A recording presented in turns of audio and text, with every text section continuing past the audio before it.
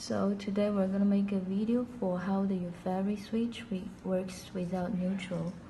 First of all, let's see the wiring. The light is connected. The load is connected to the LED lamps. This is like a 12 watt LED lamps. And the neutral connected to nowhere.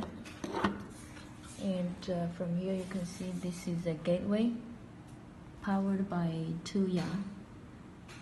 Yeah, but we can actually use other brand Zigbee gateway as well, as long as it's designed with Zigbee 3 standard. Now let's control by the switch itself. Try one more time.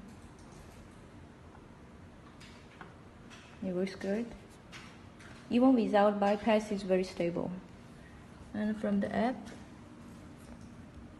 this is a smart light powered by 2 yacht as well.